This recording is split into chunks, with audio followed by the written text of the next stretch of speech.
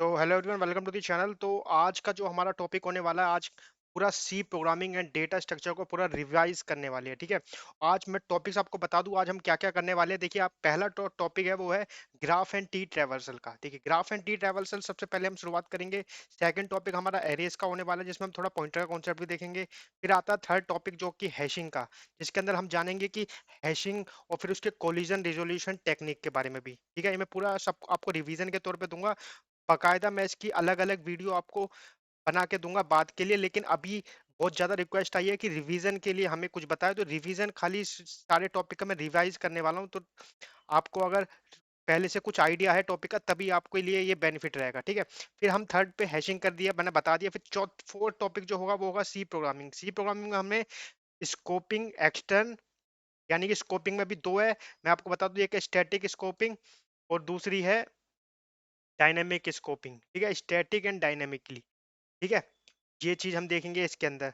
फिर आता है एक्सटर्नल। एक्सटर्नल वेरिएबल का हम यूज देखेंगे, क्योंकि ग्लोबल वेरिएबल को हम यूज कर सकते हैं बाय एक्सटर्नल के जरिए। ठीक है, तो ये एक्सटर्नल का बारे में बात करेंगे। फिर आता है थर्ड पे स्विच। स्विच के केसेस देखेंगे, डिफॉल्ट स्टेटमेंट कब चलेगी, ब्रेक का कब यूज होगा, इसमें हम स्विच का जानेंगे। फोर्थ आता है पॉइंटर्स के बारे में। पॉइंटर्स का मैं तक आपको ब्रीफ इंट्रो दूंगा, क्योंकि आपको मैं पूरा का पूरा एक कोर्स अलग से दूंगा पॉइंटर्स का, पर यहाँ पे हम सिर्फ रिवाइज करने वाले हैं। तो बेसिकली मैं आपको आइडिया देने वाला हूँ पॉइंटर्स कैसे काम करते हैं। फिफ्थ टॉपिक होने वाला वो है स्ट्रक्चर्स एंड यूनियन का। और फिफ्थ सिक्स टॉपिक है टाइप कास्टिंग। टाइप कास्टिंग में दो बिग एंड लिटिल इंडियन हम देखेंगे कि कैसे हम मेमोरी, यानी कि हम स्टोर करते हैं। ठीक है, बिग इंडियन और लिटिल इंडियन के जरिए। ठीक है, एड्रेस को लोअर और एमएसबी एलएसबी जो भी होगा मैं आपको इसमें बता दूंगा। ठीक है, फिर आता फिफ्थ टॉपिक जो कि लिंक लिस्ट के बारे में। लिंक लिस्ट के बहुत सारे सब टॉपिक्स है।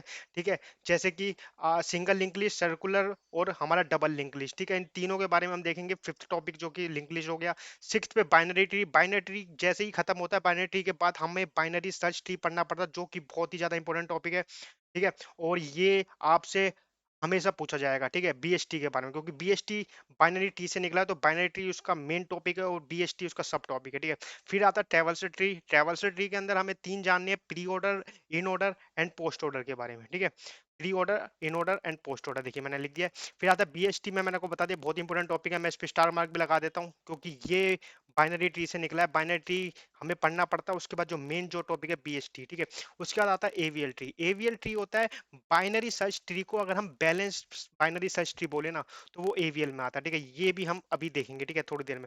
फिर टेंथ पे आता है स्टैक। स्टैक और उसकी एप्लीकेशन। देखिए, स्टैक की बहुत ही ज्यादा इंपॉर्टेंट टॉपिक है। ठीक है, क्योंकि हमारा जो जितना भी कंप्यूटर में काम हो रहा है वो स्टैक के जरिए ही हो रहा है। ठीक है, क्योंकि हम रिकर्सिव प्रोग्राम चला रहे हैं, बहुत सारे प्रोग्राम हम स्टैक के जरिए ही उसको कर पाते हैं। ठीक है, अब लूप वूप इसके अंदर नहीं आते, मैंने आपको बता दिया। इसके एप्लीकेशन में रिकर्शन आता है, इनफिक्स टू पोस्टफिक्स, क्योंकि हमारा कैलकुलेशन पार्ट है ना। कंप्यूटर कैसे कैलकुलेशन करता है, infix to postfix, postfix to prefix, ये सब आता है एप्लीकेशन में। फिर आता है फिबोनाची सीरीज, आपको पता होगा फिबोनाची का जो मेन यूज है स्टैक के अंदर एप्लीकेशन में। और फिर टावर ऑफ हनई, देखिए बहुत ही ज्यादा कॉम्प्लिकेटेड प्रॉब्लम है।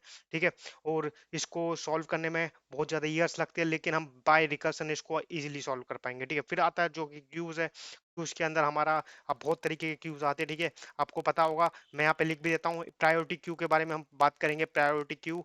ठीक है, और भी बहुत तरीके के क्यू है। क्यू में हम, जैसे कि आपको पता है, उसकी एप्लीकेशन आगे से हम उसमें आ, मतलब आगे से हम उसमें डिलीट करते हैं और पीछे से उसमें इंसर्ट करते हैं। तो ऐसे बहुत तरीके के क्यू है कि हम दोनों ऑपरेशन कर सकते हैं साइमल्टेनियसली। ठीक है, तो ये था सिंपल, मैं आपको बता दूं ये टॉपिक हम जाने वाले। ठीक है, तो सबसे पहले मैं शुरू करता हूँ फर्स्ट टॉपिक जो कि है हमारा ग्राफ एंड ट्री टेबल्स लगा। ठीक है, first topic graph and tree tables. देखिए, मैं शॉर्ट में आपको बता के चल रहा हूँ, जबकि मेन टॉपिक में आपको बाद में बताऊंगा कि एक वीडियो के अंदर पूरा रिवाइज कराना चाह रहा हूँ क्या होता है। ठीक है, तो ग्राफ एंड ट्री टेबल्स की बात की जाए, आ ये रहा ग्राफ एंड टी टेबल। इसमें फर्स्ट पॉइंट मैं आपको बताने जा रहा हूँ कि ग्राफ में बी कनेक्टेड, ग्राफ में बी कनेक्टेड और डिसकनेक्टेड। ठीक है, ग्राफ में बी कनेक्टेड। ठीक है, अगर आपको बनाना है आप साथ साथ लिख सकते हो, लेकिन मैं आपको कोशिश करूंगा कि आपको पीडीएफ के फॉर्म में ये शॉर्ट नोट्स के सारा अवेलेबल करा दूं। ठीक है, ग्राफ में भी कनेक्टेड और नॉट कनेक्टेड। ठीक है, दोनों तरीके के ग्राफ हो सकते हैं। ठीक है, डायरेक्टेड भी हो सकते हैं, अनडायरेक्टेड भी हो सकते हैं, कनेक्टेड भी हो सकते हैं, डिसकनेक्टेड भी हो सकते हैं। ठीक है, प्रॉब्लम किस तरीके की भी हो सकती है ग्राफ ट्रावर्सल में। ठीक है, और हम बेसिकली अनडायरेक्टेड के ऊपर बात करेंगे, लेकिन डायरेक्टेड भी हो सकता है। ठीक है, ऊपर से आपको ग्राफ थ्योरी का एक टॉपिक याद रखना है। ठीक है, इसके अंदर एक जो मेन जो टॉपिक आता है वो है हैंड शेकिंग लेमा। ठीक है, मैं कोशिश कर रहा हूँ आपको पता होगा, क्योंकि देखिए ये सिर्फ एक रिवीजन कोर्स होने वाला है, तो मैं इसमें सब टॉपिक आपको उनका सारा इंट्रो दूंगा, मैं इसको मेन तरीके से नहीं बताने वाला।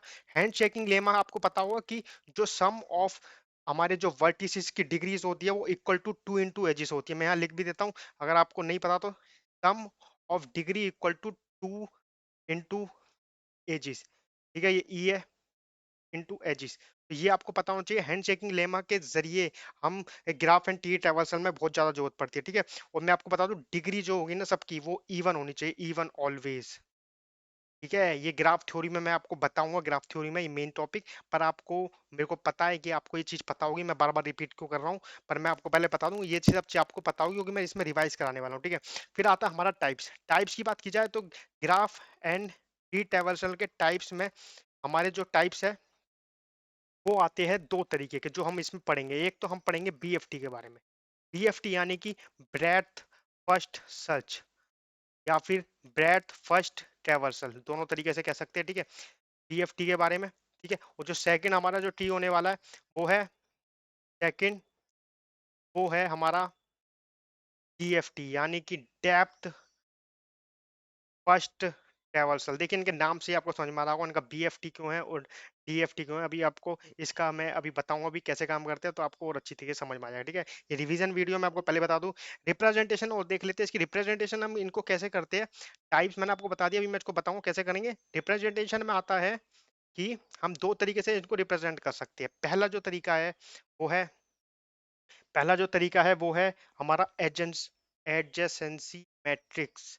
एडजेसेंसी मैट्रिक्स, ठीक है, मैट्रिक्स के अंदर हम इनको वो कर सकते हैं। ठीक है, अगर मैट्रिक्स का ऑर्डर लेट से मैं कहता हूँ वी इंटू वी, क्योंकि हम सारे वर्टिसेस को स्टोर करेंगे 1 2 3, 1 2 3 एग्जाम्पल के तौर पे मैं बता रहा हूँ। तो सारे वर्टिसेस में अगर 1 to 1 कोई एज कनेक्टेड होगी तो वहां पे 1 लिख देंगे, बाकी जगह 0।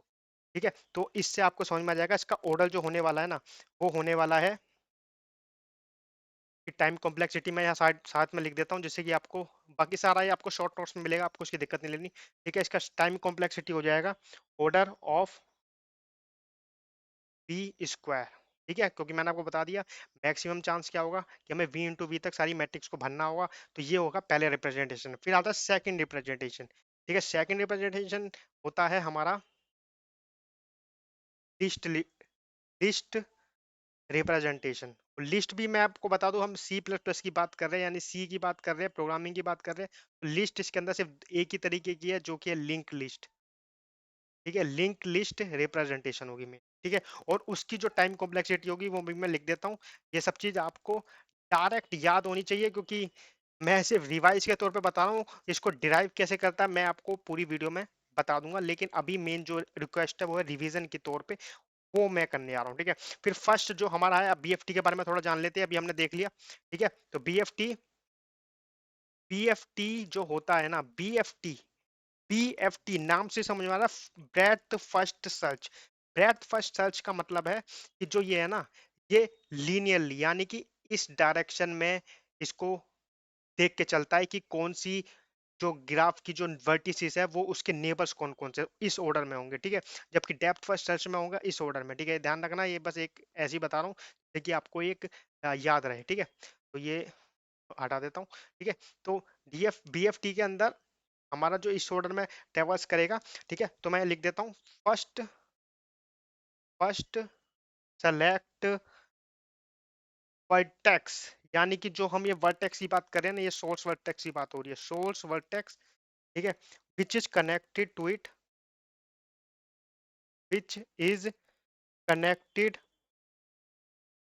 टू इट, मतलब कि जो इससे कनेक्ट है ना वर्टेक्स से। ठीक है, मैं शॉर्ट में लिख रहा हूँ which is connect to it, connected to it, and write in that order, write in that order.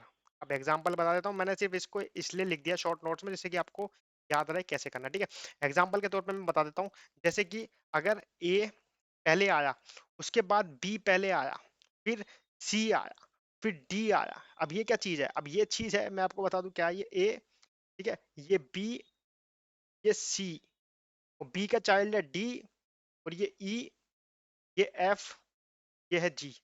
ठीक है, इसी से बताता हूँ।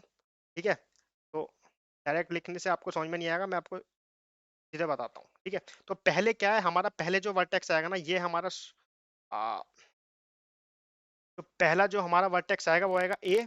तो पहले हम लिखेंगे ए, ठीक है। ए के नेबर कौन कौन से, ए के नेबर है, फर्स्ट नेबर ये है, सेकंड नेबर ये है। तो लेट से मैं पहले बी लिख रहा हूँ और फिर सी लिख रहा हूँ, क्योंकि मैंने बताया ना इसको ऐसे इस एरो में ही हम सर्च करने वाले, ठीक है, लेफ्ट टू राइट में, ठीक है। फिर बी आया, सी आया। अब आप सोचेंगे अभी नीचे कौन सा आएगा, देखिए जो पहले आया है ना, जो यहाँ पे आया बी, पहले अब बी के नेबर्स को देखेंगे, ठीक है। बी सी जो थे ना वो ए के नेबर्स थे, ठीक है। मैं इसको लिख रहा हूँ कि इसको कैसे रिप्रेजेंट होंगे। क्वेश्चन आपका डायरेक्ट आ सकता है कि आपको एक ऐसे कोई क्वेश्चन दे देगा कि ए डी सी, आपसे पूछेगा कि ये बी एफ टी को फॉलो करता है कि नहीं, तो आपको उसमें ट्रू या फॉल्स में बताना पड़ेगा, मतलब इसको सही है कि नहीं। आपको बहुत सारे ऑप्शन होंगे, उसमें से एक ट्रू सोचना होगा कि कौन सा बी एफ टी को फॉलो करता है, तो उस हिसाब से मैं आपको बता रहा हूँ, ठीक है। ठीक है ये, ठीक है। हाँ, तो ए बी यानी कि एक बी और सी ए के नेबर है। अब जो आएगा ना, अब या तो डी आना चाहिए या एफ आना चाहिए, आपको सोच के देखना है कि आपको क्या लगता है कि डी पहले आएगा कि एफ पहले आएगा। तो देखिए यहाँ पे डी जो है ना वो बी का चाइल्ड है, ठीक है। डी जो है वो बी का चाइल्ड है, तो यानी कि अब जो ये होगा ना इसका पहला चाइल्ड आएगा, पहला चाइल्ड यानी कि डी और ई। डी और ई किसके चाइल्ड है, डी और ई याद रखना बी के चाइल्ड है। अब सी के चाइल्ड आएंगे एफ और जी। ये होता है बीएफटी लिखने का तरीका, ठीक है। ऐसे ही क्वेश्चन आएंगे, आपको ध्यान रखना है बीएफटी के अंदर पहले ए बी, ए के दोनों चाइल्ड बी और सी आ गए, अब बी के चाइल्ड ही डी ही पहले आएंगे एफ जी से पहले, ये चीज है। अगर इसके ऑप्शन में अगर ऐसा लिख दिया जाए ना कि A D E F G B C, तो आपको देख के पता चला ये गलत ऑप्शन है, क्योंकि बीएफटी में ऐसे काम ही नहीं कर सकता, ठीक है। ए के बाद सीधा डी आ ही नहीं सकता, ठीक है। ऐसे बहुत से ऑप्शन होंगे, अगर मैं दे दूं A B F G D E, तो देखिए ये भी गलत होगा, क्यों, क्योंकि देखिए ए के बाद आया बी, अब बी के चाइल्ड आने चाहिए थे, लेकिन यहाँ एफ जी आ गया जो कि सी के चाइल्ड है, वो गलत ऑर्डर हो गया, तो इस वजह से बीएफटी को फॉलो नहीं करता, ठीक है। सिंपल था बीएफटी में। अब यही था जो बीएफटी में हमें जानना पड़ता है। बीएफटी की मेन चीज मैं आपको बता दूं, जो सबसे मेन पॉइंट है, बहुत ज्यादा कंफ्यूज करता है, ठीक है। बीएफटी का जो सेकंड पॉइंट ये है कि बीएफटी को ना लेवल ऑर्डर ट्रैवर्सल भी कहते हैं, ठीक है। ठीक है, ये चीज इतनी इंपॉर्टेंट है कि कभी कभार हमारे दिमाग से निकल जाता है कि लेवल ऑर्डर क्या है, और वहां पे हम कंफ्यूज हो सकते हैं कि ये डीएफटी के बारे में पूछ रहा है कि बीएफटी में। तो यहाँ पे लिखना है BFT is also known as level order, level order traversal, ठीक है। इसलिए कंफ्यूज नहीं होना, ये बीएफटी को हम लेवल ऑर्डर भी कहते हैं। अभी एग्जांपल से बताता हूँ क्यों कहते हैं, ठीक है। और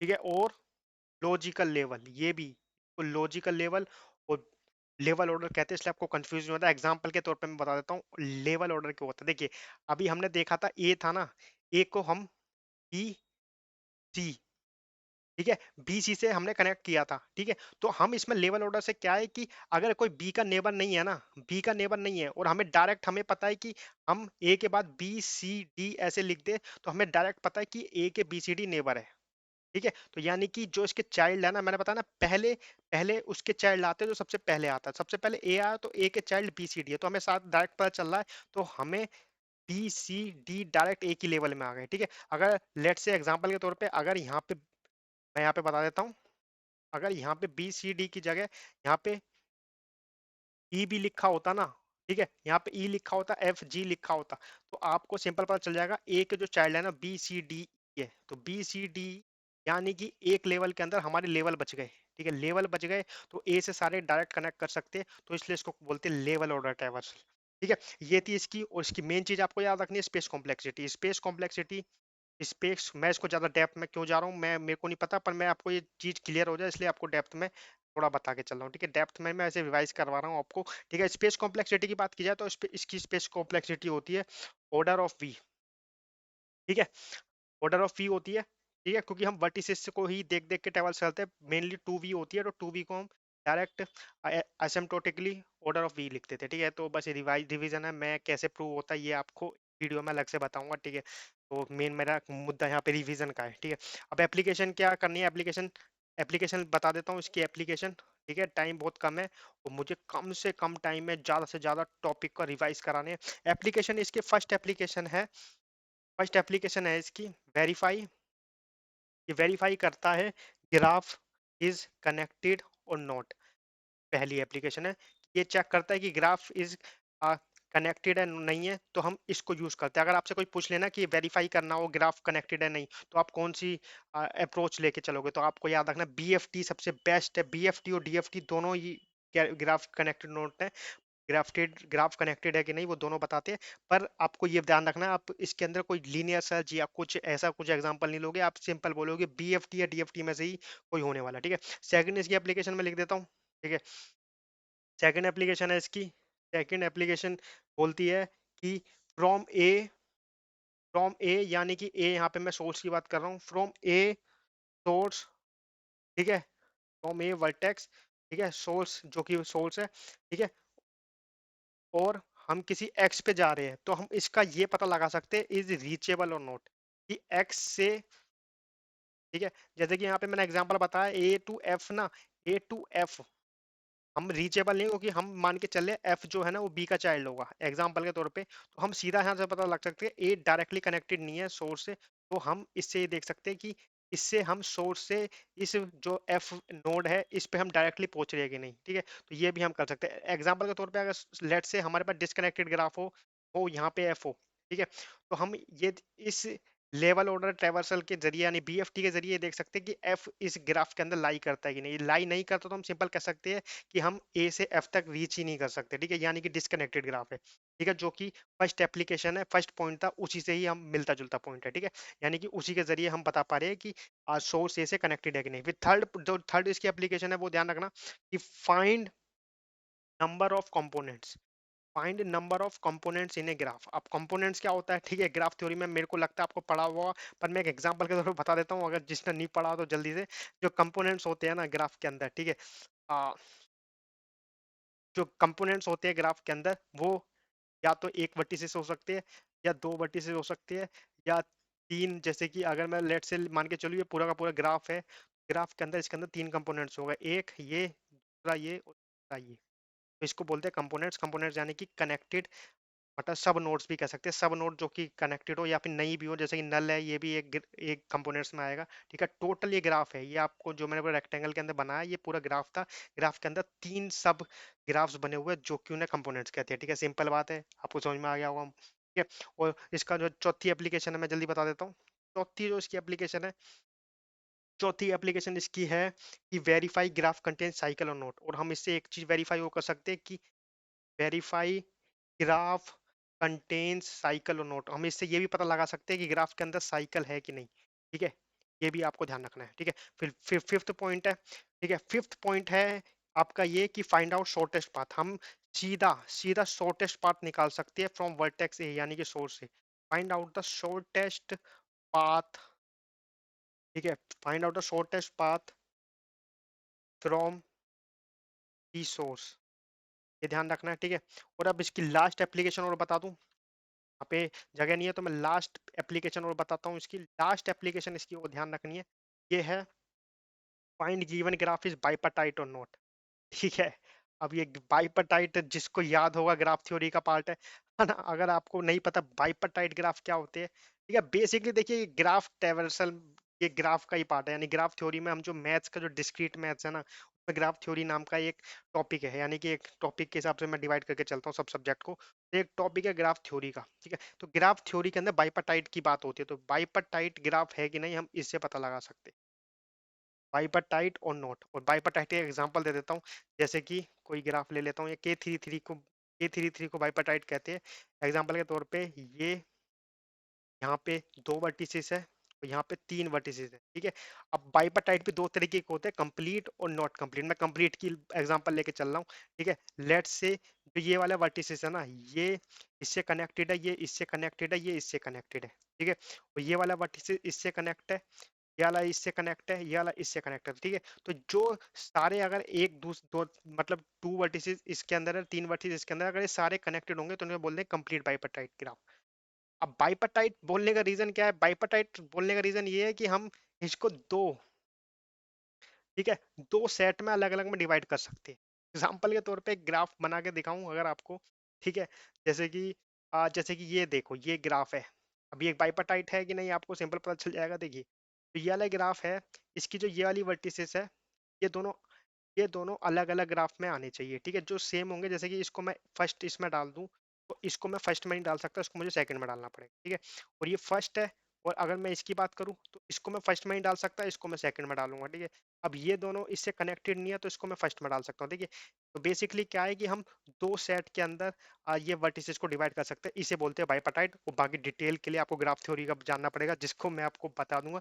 बस मैं अभी रिवीजन कोर्स बना रहा हूँ, इसलिए मैं ज्यादा इसको डिटेल में नहीं बता सकता बाइपार्टाइट क्या है। बस आप समझ में आ गया होगा आपको बाइपार्टाइट क्या होता है, ठीक है। ये था बीएफटी के बारे में, तो बीएफटी यहीं पे खत्म होता है, ठीक है। अब हम बात करेंगे डीएफटी के बारे में, ठीक है। अब डीएफटी क्या होता है, जो सेकंड है हमारा वो है डीएफटी।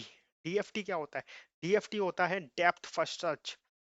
फुल फॉर्म है डेप्थ फर्स्ट सर्च या फिर डेप्थ फर्स्ट ट्रैवर्सल, ठीक है। ट्रैवर्सल, ठीक है। अब इसको फर्स्ट पॉइंट में बात बता दूं, इसमें क्या करते हैं। फर्स्ट पॉइंट इसकी बताऊं तो सर्चिंग, सर्चिंग या ट्रैवर्सल एक ही होता है, ठीक है। Searching in depth first, searching in depth first and then backtrack. अब ये बैक ट्रैक नाम का एक नया वर्ड आ गया है, अभी बताता हूँ क्या है ये। Back track if next element not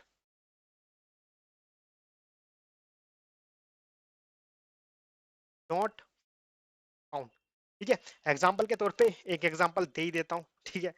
तो पेन कोई अच्छा सा ले लेते हैं, ठीक है। ये देखिए, ये लेता हूँ इस बार, ठीक है। तो कैसे, मतलब कि बैक ट्रैक का क्या है, जैसे कि सपोज करो ये ए है, ये बी है, ये सी है, ये डी है, ये ई है, ये एफ है, या बस इतना ही लेती है, ठीक है। तो बैक ट्रैक क्या कहता है, बैक ट्रैक ये कहता है, यानी कि डेप्थ फर्स्ट ये कहता है पहले ए आएगा, ए के बाद हम किसी किसी भी ऑर्डर में जा सकते हैं, या तो ए से बी पे चलेगा या इस ऑर्डर में भी जा सकते हैं, ठीक है। मतलब ऊपर से, मतलब डेप्थ है तो यानी कि ऊपर से नीचे तक जाना, मेनली ये ध्यान रखना, ठीक है। बाकी डिटेल के लिए मैं अलग से रिवीजन कोर्स है तो ज्यादा इसमें बताऊंगा नहीं। ए टू बी जा सकते हैं, बी टू डी जा सकते हैं, या डी टू एफ जा सकते हैं। लेट से मैं ए टू बी चला गया, ठीक है, बी से डी चला गया, ई से एफ चला गया, ठीक है। और मैं एक एग्जांपल देता हूँ, यहाँ पे ई करके एक नोड हो रहे हैं, ठीक है। एक ही एग्जांपल में सब कुछ बताना पड़ेगा, ठीक है। तो मैं ए से बी आ गया, तो पहला मैंने लिख दिया ए, फिर आया बी, फिर आया डी, ठीक है। डेप्थ में, मैं डेप्थ में ट्रैवर्सल कर रहा हूँ, पहले ए पे गया, फिर बी पे गया, फिर डी पे गया। मैं सी पे भी जा सकता था, पर मैं एक पाथ लेके चल रहा हूँ, ठीक है, जिससे कंफ्यूजन ना हो। ए पे गया, बी पे गया, डी पे गया, अब मैं पहुंच गया एफ पे। अब ठीक है, मैं एफ पे आ चुका हूँ, यहाँ पे खड़ा हूँ। अब मेरे पे दो ऑप्शन है, या तो मैं ई पे जाऊं, ये दोनों E है, ये जी है, ठीक है, दोनों सेम कैसे हो जाएंगे, ठीक है। एफ पे मेरे पे अब दो ऑप्शन है, या तो मैं ई पे जाऊं या जी पे जाऊं, ठीक है। तो यहाँ पे जो डेप्थ फर्स्ट सर्च है ना, यहाँ पे अगर मैं गलती से, चलो मैं कोशिश करता हूँ, मैं चलो जी पे चला गया, लेट से मैं जी पे चला गया। अब जी के पास कोई रास्ता ही नहीं है, ठीक है, आगे कोई रास्ता नहीं है, ठीक है। अब यहाँ पे कोई रास्ता तो है नहीं, ठीक है। अब ये हो गया कंफ्यूज कहाँ पे जाना है। तो ये कहता है जब आगे कोई पाथ ना मिले, कोई एलिमेंट ना मिले, तब मुझे बैक ट्रैक करना है, हमेशा नहीं करना, जब आगे कोई पाथ ना मिले तब। अब जी के बाद कहीं जाने का कोई पाथ है नहीं, वापस मुझे जी से क्या करना होगा, एफ पे मारनी होगी जंप, ठीक है। अब मैं जी के बाद एफ पे मारूंगा जंप, फिर जाके ई पे जाऊंगा, फिर सी पे जाऊंगा, फिर ए पे जाऊंगा, ठीक है। तो ऐसे हुआ कि जी आया, फिर मुझे जी से क्या करना पड़ा, जी में मेनली क्या होता है, ये स्टैक में काम करता है, तो स्टैक में काम करता है, तो जी मेरे को यहाँ से पॉप कराना पड़ा, ठीक है। भले ये प्रिंट मैंने करा दिया, ए करा दिया, बी करा दिया, डी और एफ जी प्रिंट हो चुके हैं, ठीक है। लेकिन स्टैक में कैसे काम कर रहा है, बैक ट्रैक हुआ तो ये जी है ना, जी को बैक ट्रैक करके वापस आया एफ पे, एफ पे फिर वापस गया ई पे, फिर गया सी पे, और जब ए पे गया तो उसने पता लगा ये तो विजिटेड नोड है। विजिटेड नोड है यानी कि सारी नोड पे वी इक्वल टू जीरो होंगे, ठीक है। यहाँ पे जीरो है, जीरो है, जीरो है, जीरो था तो में, जैसे मैं विजिट करता गया ना, जैसे मैं इन पे विजिट करता गया, तो ये जीरो को वन हो गई, ठीक है, वन हो गया, ये वन हो गया, ये वन हो गया। अब जैसे मैं एफ पे था ना, एफ पे जीरो से वन हो गया, लेकिन अब यहाँ पे कंफ्यूज हो गया, ई पे जाऊं या जी पे जाऊं। तो ये इनने कुछ नहीं देखा, इसे पता नहीं है आगे पाथ क्या है, ये सीधा जी की तरफ चला गया, जी पे इसने जीरो से वन कर दिया। लेकिन इसको रियलाइज हुआ कि आगे तो कोई पाथ है ही नहीं, फिर इसको बैक ट्रैक करना पड़ा। इसलिए यहाँ पे स्टैक के अंदर कैसे ऑपरेशन हुआ, पहले ए हुआ, विजिट हुआ, फिर बी हुआ, फिर डी हुआ, फिर एफ हुआ, ठीक है। एफ के बाद ये ना एक पाथ फॉलो कर लिया था, जी पे चला गया था, लेकिन जी के बाद इसको याद आया कि आगे तो कोई पाथ नहीं है, फिर इसको यहाँ से पुश करना पड़ा, लेकिन प्रिंट हो चुका था, प्रिंट तो हमें कराना था, प्रिंट हो चुका है, जी और सी। यहाँ से जी होगा पॉप, फिर एफ पे आया, एफ के बाद फिर से इसके अंदर फिर वैल्यू चली ई, फिर डाला सी, ठीक है, तो ऐसे काम करता है डीएफटी। ठीक है, अभी रिवीजन कौन सा ज्यादा जितना बताना था मैंने आपको बता दिया। ठीक है, तो इसका यही मेन पॉइंट है, यहाँ पे मैं लिख देता हूँ। ये इसका मेन पॉइंट है कि फर्स्ट पॉइंट ये है कि डोंट डोंट बैक ट्रैक। ठीक है, मैंने आपको बताया बैक ट्रैक जब तक नहीं करना जब तक पॉसिबिलिटी ना हो। ठीक है, don't back track if possibility available. अगर हम पे पॉसिबिलिटी है ना जाने की किसी नोड पे, तो तभी बैक ट्रैक करेंगे, वरना हमें बैक ट्रैक करने की कोई जरूरत नहीं। ठीक है, ये हो गया फर्स्ट पॉइंट। ठीक है, फर्स्ट पॉइंट हो चुका है। और सेकंड पॉइंट ये कहता है कि नंबर ऑफ पुश, जितने हम पुश करेंगे ना उतने ही हम पॉप करेंगे। ठीक है, number of push equal to number of pop. ठीक है, अगर हम बैक ट्रैक कर रहे हैं, देखिए बैक ट्रैक कर रहे हैं तभी तभी हमें पॉप का ऑपरेशन करना पड़ेगा, वरना तो हम सब कुछ पुश करते जा रहे हैं स्टैक में। ठीक है, यहाँ पे कोई पाथ नहीं मिला तो हमें पॉप करना पड़ा, वरना वरना हम अगर लेट से ये नोड नहीं होती। ठीक है, मैं इसको और बता देता हूँ। अगर ये वाली नोड नहीं होती, लेट से ये जी वाली नोड नहीं होती, तो हमारा फिर क्या होता, A B D F E, कुछ पॉप नहीं हुआ है। सिंपल स्टैक के अंदर ए आया, बी आया, सी आया, डी आया, ऐसे चलते चला गया। ठीक है, तो हमें इसमें कुछ पॉप नहीं करना पड़ा, लेकिन जब बैक ट्रैक करेंगे जब पॉप करेंगे। ठीक है, ये था डीएफटी का। ठीक है, अब इसका एक पॉइंट और लिख देता हूँ जो कि मेन पॉइंट है। थर्ड पॉइंट इसका कहता है थर्ड पॉइंट इसका कहता है कि minimum level minimum level from source minimum level from source and reduce the और डेप्थ। ठीक है, ये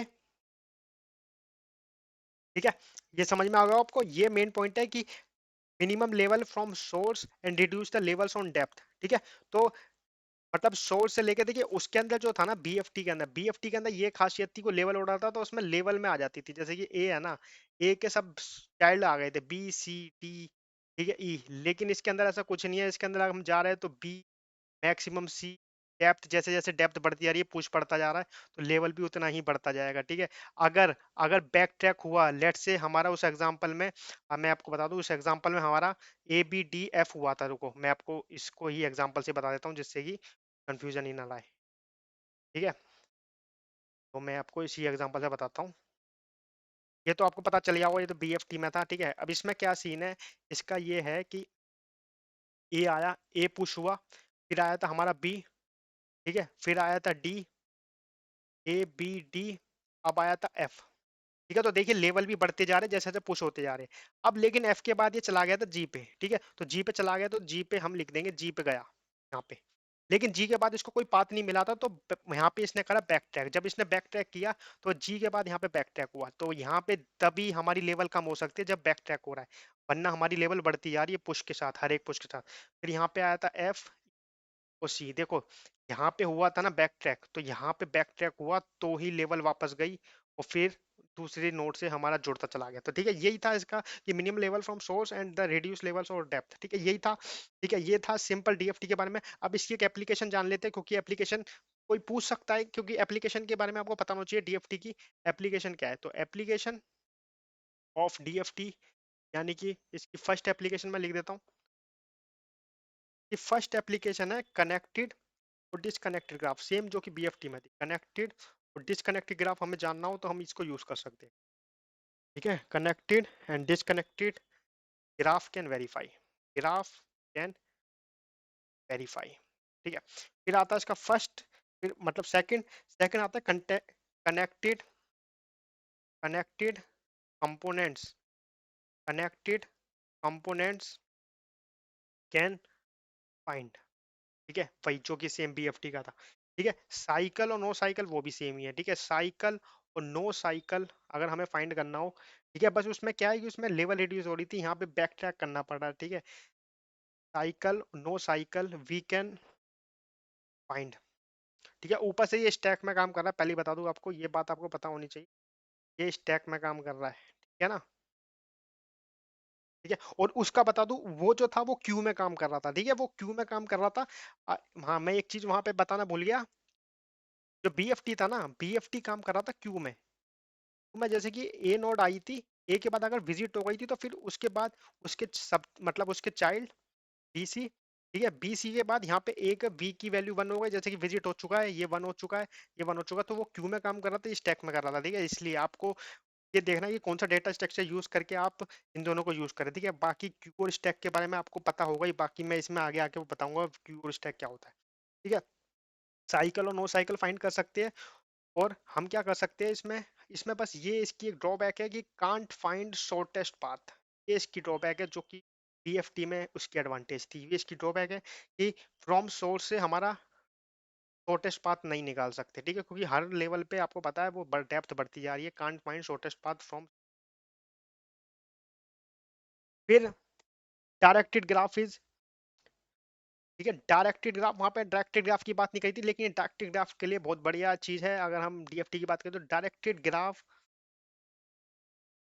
is strongly connected, is strongly connected,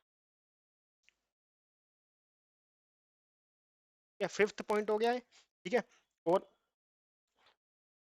sixth point मैंने आपको ये बता ही दिया। सिक्स्थ पॉइंट आपको पता है क्या है? सिक्स्थ पॉइंट कहता है कि डीएफटी यूजेस स्टैक, ये ध्यान रखना है आपको, ठीक है, स्टैक यूज करता है। और एट पॉइंट है, सेवन पॉइंट है इसका आर्टिकुलेशन पॉइंट। आर्टिकुलेशन पॉइंट, अब आपको पता होना चाहिए आर्टिकुलेशन पॉइंट क्या होता है, ठीक है।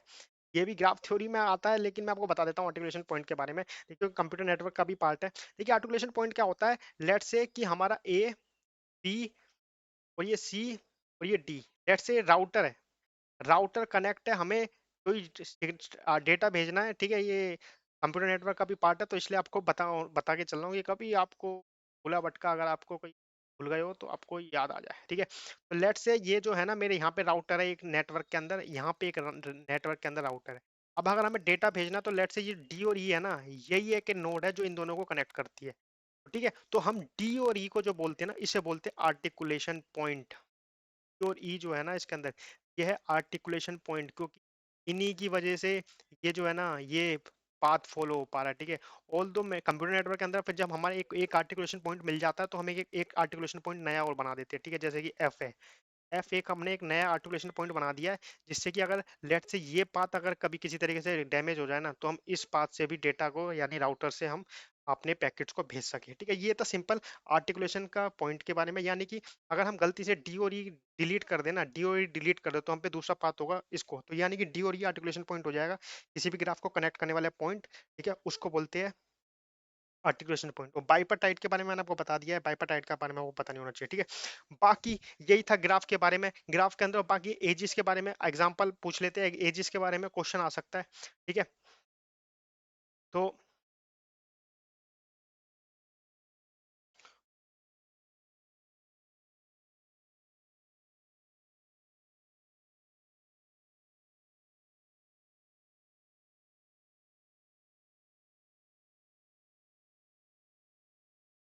तो अब बात करते हैं गाइस एज क्लासिफिकेशन की। तो एज क्लासिफिकेशन में हमें सिर्फ चार एज के बारे में जानना है, ठीक है। तो फर्स्ट है ट्री एज। ट्री एज जो भी है, जो कि मैंने ग्रीन एज में दिखाया, वो है ट्री एजिस। ट्री एजिस यानी कि जो भी ग्राफ को कनेक्ट करती हुई एजिस है, उसको बोलते हैं ट्री एजिस। फिर आता है सेकंड पे हमारा फॉरवर्ड एज। फॉरवर्ड एज के अंदर बोलते हैं e edge such that we descendant but not part of the DFS.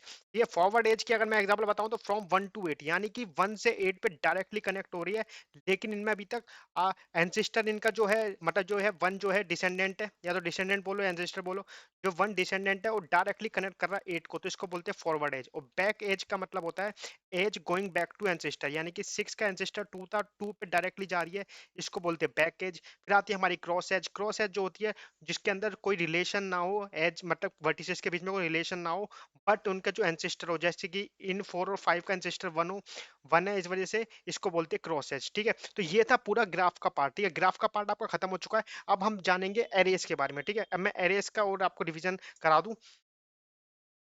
तो अब देखते हैं हम एरेस के बारे में, ठीक है। अब जो टॉपिक है हमारा थर्ड, वो है एरेस, ठीक है। पहले एरेस के जानने से पहले मैं आपको कुछ चीज बता दूं कि देखिए, अगर आपको गिवन नहीं है कि इंट कितने बाइट का दे रखा है, तो आपको 2 बाइट इंट का लेके चलना है, ठीक है।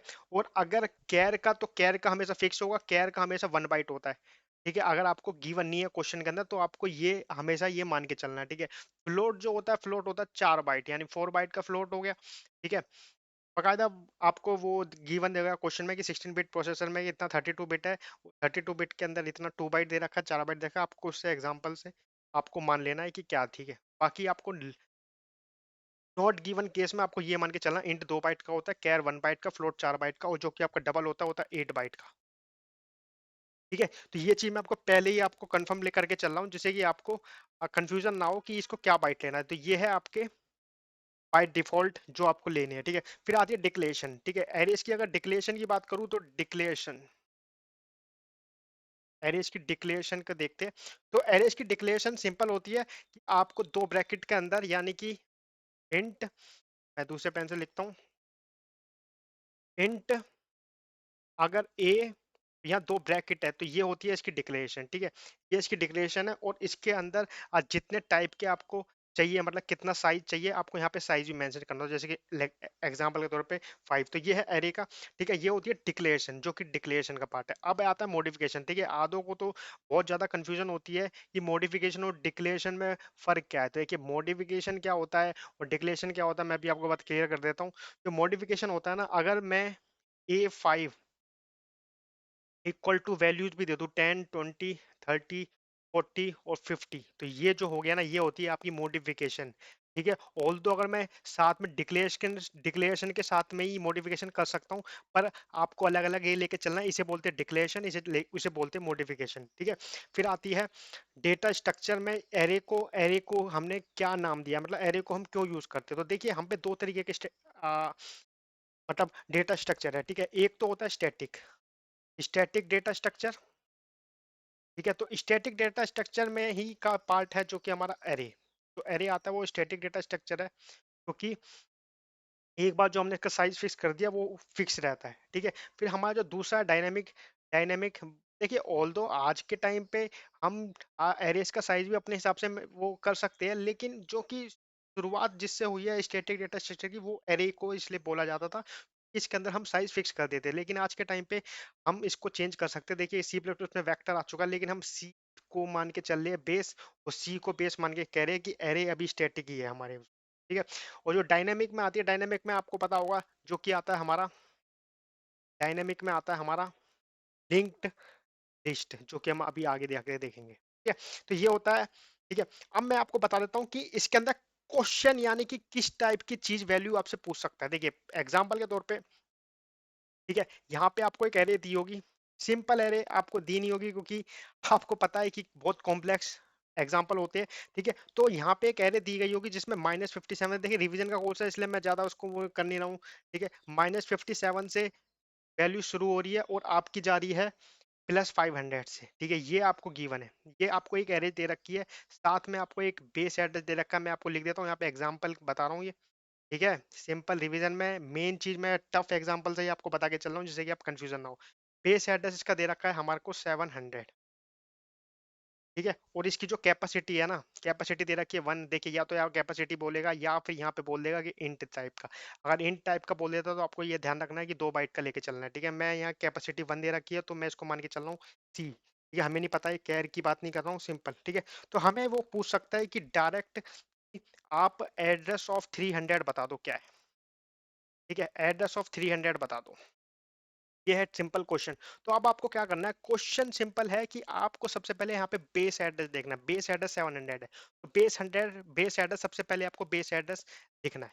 ठीक है, फिर आपको देखना है कि टोटल एरे की साइज क्या है। तो टोटल एरे की साइज कैसे निकालते हैं मैं आपको बता देता हूँ। टोटल एरे की अगर आपको साइज निकालनी है ना, तो जो अपर लिमिट है ना, अपर लिमिट में से लोअर लिमिट को माइनस करना है। ठीक है, अपर लिमिट में से लोअर लिमिट को माइनस करना, तो इससे क्या होगा, इससे आपकी एरे की साइज निकल के आ जाएगी। ठीक है, तो अब आपको एड्रेस ऑफ 300 निकालना है, तो 300 होता है 700 बेस एड्रेस प्लस, ठीक है, 300, 300।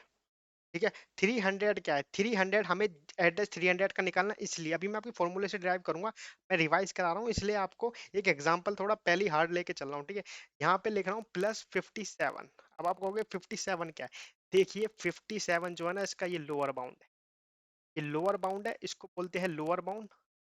इसको बोलते हैं अपर बाउंड। क्या ये लोअर बाउंड है? तो आई माइनस, यानी कि अभी अभी मैं आई माइनस अभी बताऊँ कैसे ड्राइव किया। यहाँ पे मैंने क्या करा, 300 माइनस लोअर बाउंड में से माइनस किया, तो ये हो गया 300 प्लस 57, जो कि हो गया हमारा 357। ठीक है, अभी सिंपल। ठीक है, और इनटू में क्या करना है आपको, इनटू में करना है इसकी कैपेसिटी। कैपेसिटी कितनी दे रखी है, 1। इनटू में कैपेसिटी इसकी दे रखी है 1। तो अगर मैं इसको पूरा ड्राइव करूँ तो 700 प्लस 357, ये 7000 हो गया। ठीक है, 700 है। ठीक है, 700 प्लस 357 जो 1057। ठीक है ना, जो कि एड्रेस ऑफ 300 पे जो हमें वैल्यूज मिलेगी ना, वो का जो इंडेक्स होगा वो होगा 1057। ठीक है, आया समझ? ये था ये था इसका एरेस का वो। तो ठीक है, अगर इसका फॉर्मूला बताऊं तो फॉर्मूला सिंपल आपको ध्यान रखना है। यही है मेन चीज, आपको फॉर्मूला याद रखना है। ठीक है, फॉर्मूला जो होता है उसका ये होता है, एड्रेस होगा लोअर बाउंड, ये होगा अपर बाउंड। ठीक है, तो साथ में आपको बेस एड्रेस गिवन होगा और कैपेसिटी। ठीक है, कैपेसिटी और बेस एड्रेस गिवन है, तो मैं सिंपल रिवाइज कर रहा हूँ। ठीक है, तो इस वजह से आपको पूरा ड्राइव करके नहीं बता रहा हूँ, मैं बहुत सारा एग्जांपल लेके बताता हूँ, लेकिन सिंपल आपको रिवाइज कराना है, तो इसलिए। लोकेशन ऑफ एआई आपसे पूछेगा, लोकेशन ऑफ एआई बताओ, तो आपको क्या करना है, बेस एड्रेस के अंदर प्लस करना है, और जोन सा एड्रेस पूछ रहा है ना, उसमें से माइनस कर देना है हमारा लोअर बाउंड। ठीक है, लोअर बाउंड को माइनस करके मल्टीप्लाई कर देना कैपेसिटी से। ये है हमारा फॉर्मूला। ठीक है, ये है हमारा फॉर्मूला। ये है एरे का 1D स्ट्रक्चर। ये 1D था क्योंकि इसके अंदर सिर्फ एक ही टाइप की वैल्यू थी। अब हम 2D की बात करते हैं। अब 2D का डायरेक्ट फॉर्मूला लिख देता हूँ और बता भी दूंगा कैसे होता है। ठीक है, बोल दो ये रिवीजन कोर्स है। ठीक है, अब सेकंड जो आता है हमारा के अंदर, एरे के अंदर, वो आता है 2D, जो कि सेकंड है, वो है D array. 2D array, 2D array के अंदर क्या होता है, आपको जो पूछा पूछा जाएगा ना, एड्रेस ऑफ आई और एड्रेस ऑफ जे, यानी कि दो वैल्यूज आपको दे रखी होगी, क्योंकि ये जो आई जे होता है ना 2D, ये होता है मैट्रिक्स की फॉर्म में। ठीक है, वो हम लॉजिकली ऐसे सोचते हैं कि मैट्रिक्स की फॉर्म में, कंप्यूटर के अंदर ये सिर्फ एक रो की तरह ऐसे ही रखा होता है, सिंपल 1D की तरह। ठीक है, जैसे कि आपको मैट्रिक्स पता होगा, कैसे मैट्रिक्स कैसे काम करती है, तो ये 2D एरे होती है, जो कि हम लॉजिकल व्यू से समझते हैं। ये नंबर ऑफ रोज होती है, ये नंबर ऑफ रोज होती है, इन्हें बोलते हैं रोज, और इन्हें बोलते हैं कॉलम्स। तो एड्रेस ऑफ एआईजी अगर वो पूछेगा, तो आपको क्या लिखना है, आपको लिखना है बेस एड्रेस। पहले बेस एड्रेस, यानी कि इस वाले बेस पे आ गए, सबसे पहले वाले बेस का मतलब ये एड्रेस है, मतलब पूरे का पूरा इसका एड्रेस है। ठीक है, ऑल दो ये फर्स्ट वाले का एड्रेस है, पर हम मान के चलेंगे पूरा का पूरा इस रो का एड्रेस है। पहले बेस एड्रेस ले लिया, फिर क्या करना है, सिंपल जैसे हमने उसमें किया था वही, आई माइनस लोअर बाउंड, आई माइनस लोअर बाउंड 1, आई माइनस लोअर बाउंड 1, यानी कि आई ये पूछ रहा है, लोअर बाउंड यानी कि जो कि ये फर्स्ट, जो कि फर्स्ट होगा ना, यानी कि जो आई का, जो आई होगी उसमें नंबर ऑफ रोज कितनी होगी, हमने रोज हम मान के चल रहे आर एम ओ, यानी रो मेजर ऑर्डर में, तो नंबर ऑफ रोज, और ये जो है हमारे कॉलम्स है, ये रोज है, ये कॉलम्स है।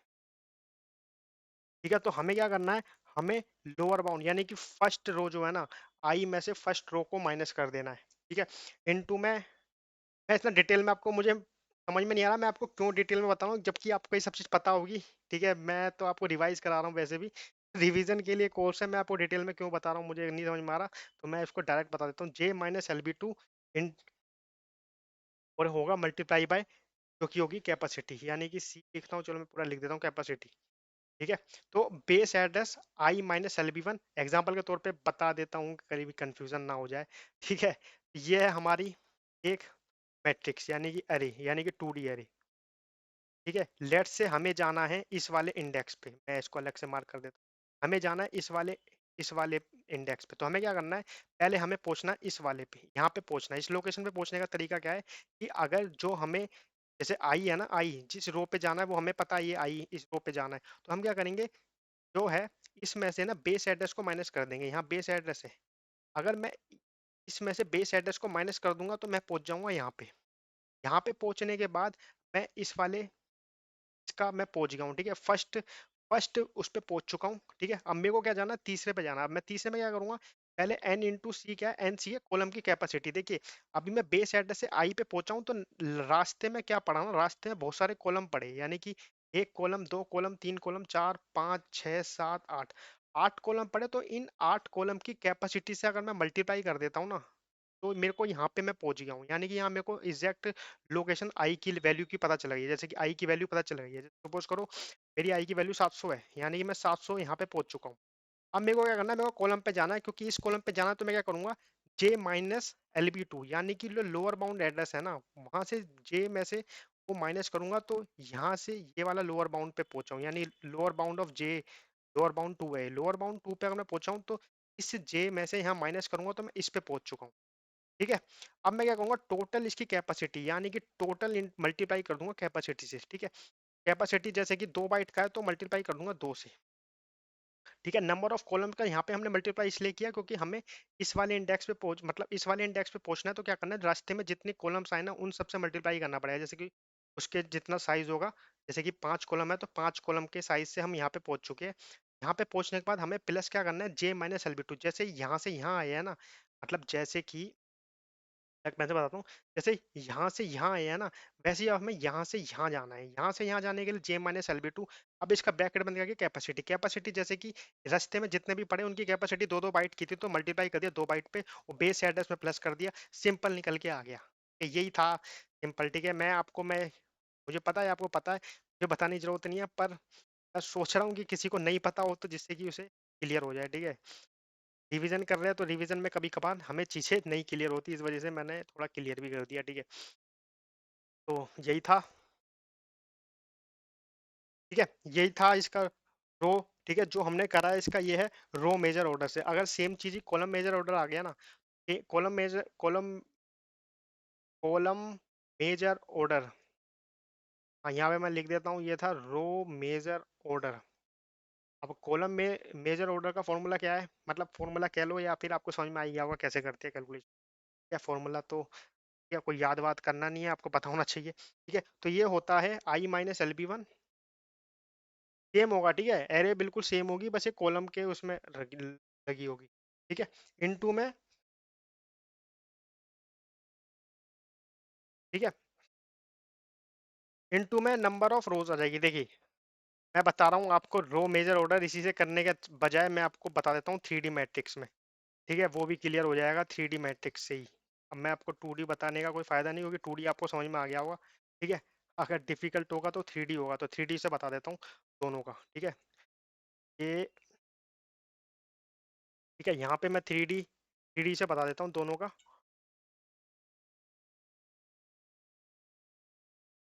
3D अरे,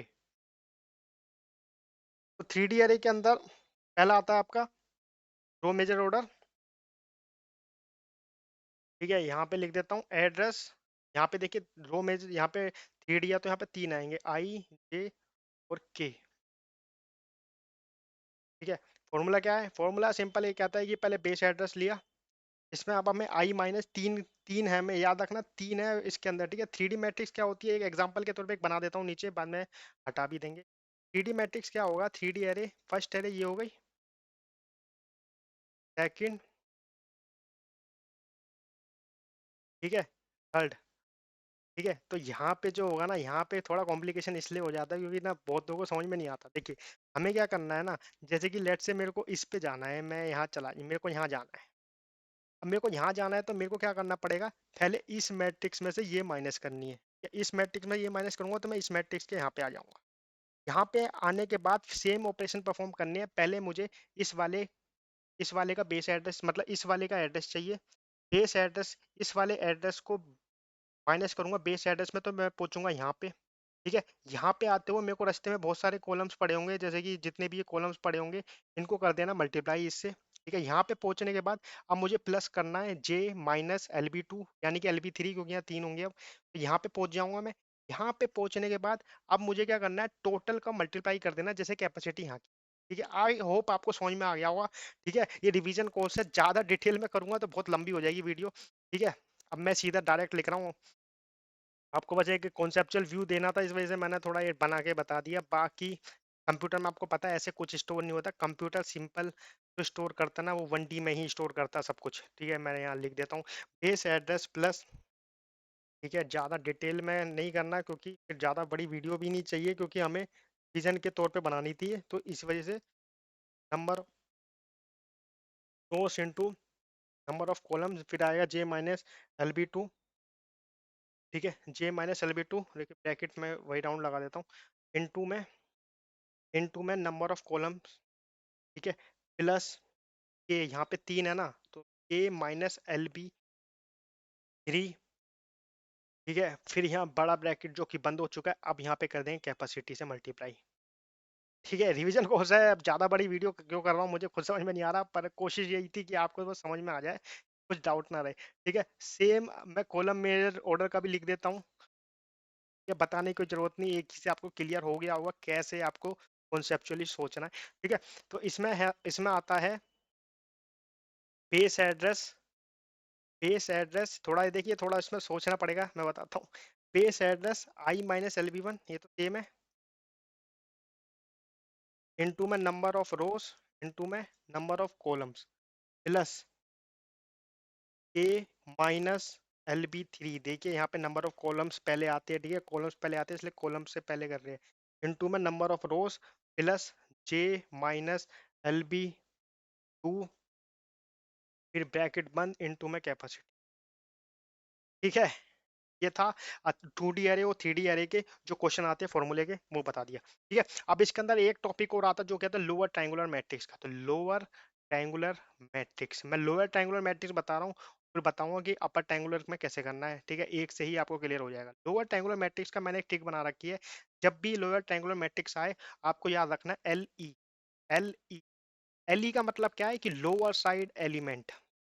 ठीक है, बहुत कंफ्यूजन है अपर साइड, क्योंकि एक बार मेरे को याद है, एक बार मैं गेट का एग्जाम दे रहा था और मैं भूल चुका था कि कि मुझे लोअर ट्रायंगुलर के अंदर क्या जीरो लेने हैं। तो यार ये बात आपको ध्यान रखनी है, लोअर एलिमेंट यानी L E, lower side element होंगे, बाकी ऊपर साइड जीरो। ठीक है, ये चीज आपको डायग्राम एक याद रखना है कैसे होता है। ठीक है ना, बहुत मिस्टेक होती है इसके अंदर। ठीक है, हम आधे से ज्यादा तो भूल जाते हैं कि कहाँ पे जीरो रखना। ठीक है, लोअर साइड एलिमेंट होंगे, एग्जाम्पल के तौर पे एक बना देता हूँ इसका। ठीक है, यहाँ पे कॉलम्स हो गए,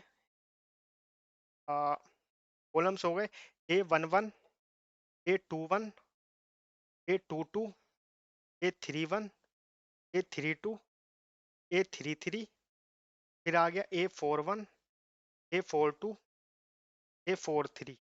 ठीक है, ये है लोअर साइड, यानी लोअर साइड एलिमेंट में कुछ ना कुछ वैल्यू होगी। ठीक है, जीरो भी हो सकता है, कुछ नहीं।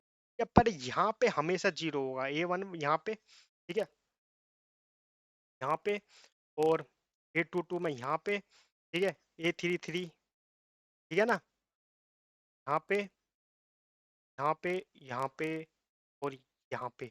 और आपको लीनियर अलजेब्रा पढ़ा है तो आपको पता होगा, इसे बोलते हैं प्राइमरी डायगोनल एलिमेंट। तो प्राइमरी डायगोनल एलिमेंट के ऊपर सारे जीरो होंगे, क्योंकि लोअर ट्रायंगुलर मैट्रिक्स में आपको याद रखना एल ई। एल ई मतलब कि लोअर साइड एलिमेंट प्रेजेंट, यानी लोअर साइड में एलिमेंट तो यानी ऊपर वाले जीरो होंगे। ये होता है हमारा लोअर ट्रायंगुलर मैट्रिक्स। ठीक है, फॉर्मूला मैं आपको बता देता हूँ, इसमें दो फॉर्मूले है, रो मेजर ऑर्डर और कॉलम मेजर ऑर्डर के रिवाइजन है, इसलिए मैं पूरा ड्राइव करके नहीं बता रहा, क्योंकि टाइम वेस्ट क्यों करना, क्योंकि आपको पता होगा मैं रिवीजन के तौर पे करा रहा हूँ। ठीक है, तो रो मेजर ऑर्डर का इसका जो फॉर्मूला आपको ध्यान रखना है, तो लिख देता हूँ, एड्रेस ऑफ आई जे। ठीक है, इक्वल टू में क्या होगा, same base address plus I minus L B one, और minus E one plus one.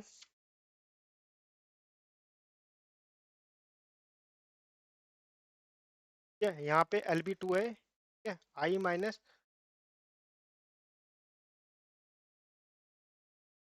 नहीं एल बी वन ही है, क्योंकि अभी हमने कॉलम का तो बात ही नहीं करी। जे माइनस एल बी टू, अभी बताता हूँ ये एल बी वन यहाँ पे ऐसे कैसे आ रहा है, अभी बताता हूँ आपको, थोड़ा सा एग्जाम बता देता हूँ जिससे कि आप कंफ्यूजन में ना रहे। ठीक है, वो डिवाइड बाय टू।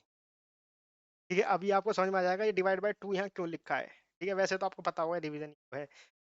तो यहाँ पे देखिए ये I minus L B one यानी L B plus L B L minus B one plus one, इसका मतलब है ये सम का फॉर्मूला आपको याद होगा, first natural number two plus three plus dot dot N, उसका फॉर्मूला होता है N into N plus one by two. यानी कि क्या करना है, हमें लास्ट तक का सम निकाल लेना है और बाद में इन सबको माइनस कर लेना है, ठीक है। यानी कि हमें अब ऊपर वाले एलिमेंट तो चाहिए ही नहीं, जब ऊपर वाले एलिमेंट नहीं चाहिए तो हम लास्ट में यहाँ पे पहुंच जाएंगे। लास्ट में यहाँ आने के बाद मतलब इन सब का सम यहाँ से कैलकुलेट कर लेंगे, जैसे कि A11 A21 A31 इन सब का सम कैलकुलेट कर लिया, इन सब का सम कैलकुलेट कर लिया, जहाँ पे हमें पहुंचना है, जहाँ पे हमें पहुंचना है वो माइनस करके सीधा हम उस कॉलम पे पहुंच सकते हैं। सिंपल मैं डायग्राम बना के नहीं बता रहा क्योंकि टाइम कम है, ठीक है, आप समझ गए होंगे आई होप। ठीक है, अब यहाँ पे आता है CMO यानी कॉलम में मेजर ऑर्डर, इसका भी लिख देता हूँ।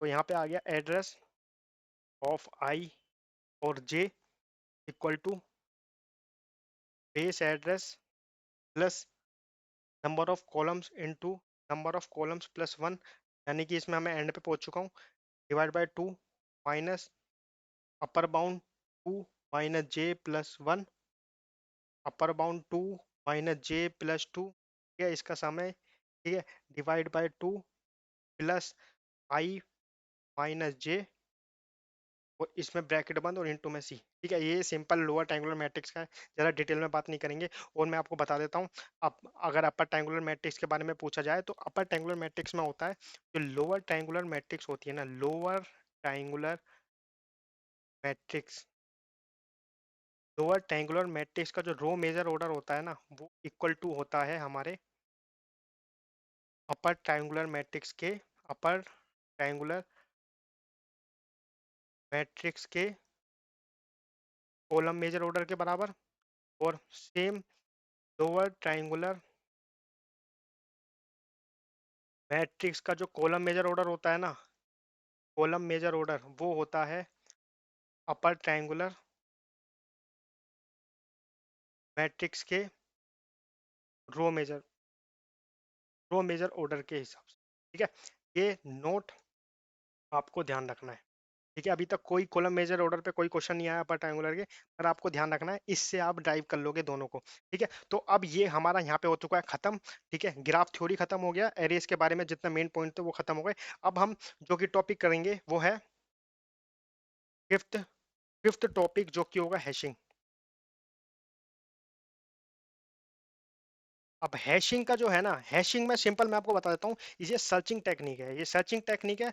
और इसका अगर एग्जांपल अगर आपको सोचना है ना, तो आप समझ लीजिए जो गूगल सर्च में आप कुछ भी सर्च कर रहे हो ना, वो बहुत ही कम टाइम यानी कि माइक्रो सेकंड के अंदर आपको रिजल्ट ला के दे रहा है। ठीक है, और तो इसको जो है ना सर्चिंग टेक्निक जो यूज हो रही है ना, वो हैशिंग की यूज हो रही है, आप ये मान के चलना। ठीक है, और जो इसकी वर्स्ट केस टाइम कॉम्प्लेक्सिटी है ना, आप हैरान हो जाओगे कि ऑर्डर ऑफ वन होती है, यानी कि इतना बेस्ट परफॉर्म करता है कि वर्स्ट केस में भी कॉन्स्टेंट तरीके से आपको डेटा फैच करके दे रहा है। तो ये है सबसे बड़ी बात हैशिंग की। इसके अंदर सबसे पहले जो आती है ना, फर्स्ट आता है वो आता है direct address table. Direct address table क्यों इंपॉर्टेंट है? ठीक है, क्योंकि डायरेक्ट एड्रेस टेबल अगर आपके दिमाग में एक बार आ गई ना कैसे काम कर रही है, तो फिर आप सब कुछ ड्राइव करते चले जाओगे। डायरेक्ट एड्रेस टेबल क्या कहती है कि की स्टोर, जो की होगी ना वो स्टोर होगी सेम वैल्यू।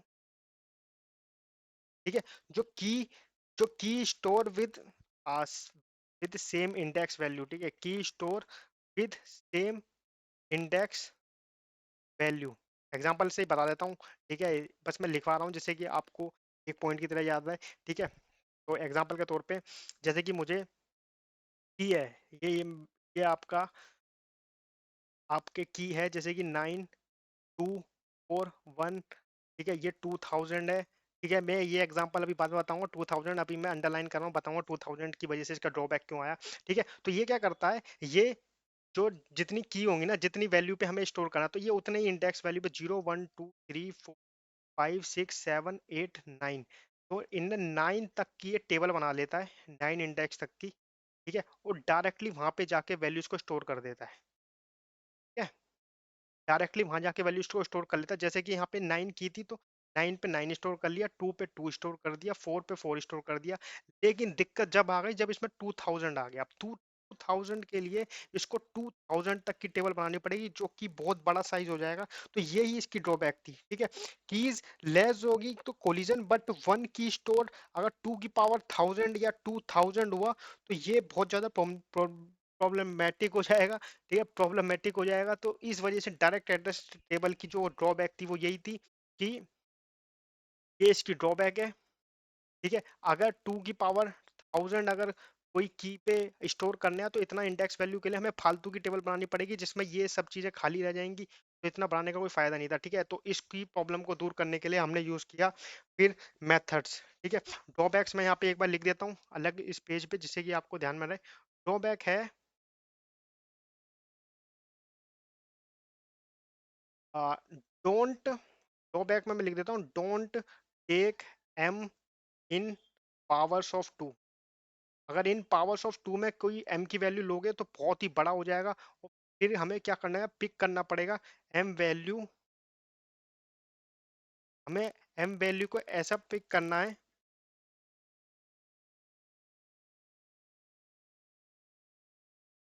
ठीक है। तो ये हैशिंग जो होगा ये हमारा लास्ट टॉपिक होने वाला है, ठीक है। इसके बाद मैं प्रोग्रामिंग आपको अगली वीडियो में बताऊंगा। तो देखिए इसकी ड्रॉबैक के अंदर हमारा सिंपल यही है कि अगर 2 के बाद अगर हमारी 2000 वैल्यू आ गई या फिर 2 की पावर 1000 आ गई, तो एक तो हमें इतनी सारी वो बनानी पड़ेगी, टेबल टेबल का साइज इतना बड़ा बनाना पड़ेगा। ऊपर से अगर दो एक की दोबारा से 2 करके जनरेट हो जाती है और अब हम यहाँ पे दोबारा से 2 को लिखेंगे तो देखिए टेबल पूरी खाली पड़ी है, जब भी हम उसको यूटिलाइज नहीं कर पा रहे, इसलिए कोलिजन बनने के चांसेस बहुत ज्यादा बढ़ जाएंगे। इसलिए हमने डायरेक्ट एड्रेस टेबल का आइडिया छोड़ दिया। फिर हमने जो इसके बाद जो हमने यूज किया ना, फिर हमने डिजिट एक्सट्रैक्शन मेथड यूज किया, ठीक है। सेकंड जो मेथड था वो था digit extraction method, digit extraction method. तो डिजिट एक्सट्रैक्शन मेथड में क्या होता है, सिंपल है। डिजिट एक्सट्रैक्शन मेथड के अंदर हमारा जो की होगा ना, जैसे एग्जांपल के तौर पे बताता हूँ, जैसे कि हमारे पास की है 7 8 9, ठीक है। पर मेरे को डिजिट एक्सट्रैक्शन मेथड से पहले आपको एक दूसरा मेथड पहले बताना पड़ेगा, जिससे कि आपको ये चीज समझ में आ जाए, क्योंकि डिजिट एक्सट्रैक्शन मेथड आपको तभी समझ में आ पाएगा जब मैं आपको पहले ये बता दूं कि डिवीजन मॉड्यूलो क्या होता है, ठीक है। डिवीजन मॉड्यूलो पहले बता देता हूँ जिससे कि आपको समझ में आ जाए, ठीक है। तो division modulo, modulo division modulo में क्या किया हमने, पहले तो उसके अंदर बहुत सारी जो थी ना टेबल साइज बढ़ रहा था, तो हमने यहाँ पे क्या किया, हमने एक हैश फंक्शन यूज करना शुरू किया। इस हैश फंक्शन का क्या काम था, हैश फंक्शन कह रहा था कि जो भी की होगी ना, की को ना मोड, उसका मोड m ले लो, ठीक है। m क्या है, m यानी कि टेबल साइज का मैक्सिमम, जितनी हमने टेबल बनाई है वो पहले से ही बना दी है, तो उसका जो मैक्सिमम टेबल का साइज होगा ना, हमने कहा कि उसके अंदर हमें क्या करना है कि उसका मोड m से उसको कर दो, उसका जो रिमाइंडर बचेगा ना उसके अंदर वैल्यूज को स्टोर करो। एग्जाम्पल के तौर पे एक टेबल बना देता हूँ, ठीक है। टेबल ज्यादा बड़ी नहीं बना रहा हूँ, ठीक है, सिर्फ इससे समझ में आ जाए वही बताता हूँ। 0 1 2 3 4 5 6 7 8 9, चलो मैंने 10 की बना दी पूरी, ठीक है। 9 8 7 5 4 3 1 0, तो टोटल m की वैल्यू यहाँ के अंदर हमारे पास है 10। तो अगर हमारे पास की आती है, जैसे की आई हमारे पास कि लेट से 1000 आई, ठीक है, कुछ भी की जनरेट हो सकती है, तो हमें क्या करना है, इसका मोड लेना है। मोड लेंगे तो इसका की परसेंट m, ठीक है। m अगर हमें 10 से डिवाइड करेंगे 1000 को, m की वैल्यू यहाँ 10 है याद रखना, कि अगर हम 10 को डिवाइड करेंगे तो यहाँ आएगा 0, तो हमें क्या करना है, 1000 को जाके यहाँ पे 0 पे स्टोर कर देना है, सिंपल। अगर हमारे पास आता है 85, 85 आती है, ठीक है, इसको डिवाइड कर देंगे 10 से, रिमाइंडर आया 5, 85 को यहाँ यहाँ स्टोर कर दिया, ठीक है। ऑल दो अभी कोलिजन कैसे होगा, अभी कोलिजन भी होने वाला है, तो उसको मैं अभी अगले उसमें बताऊंगा।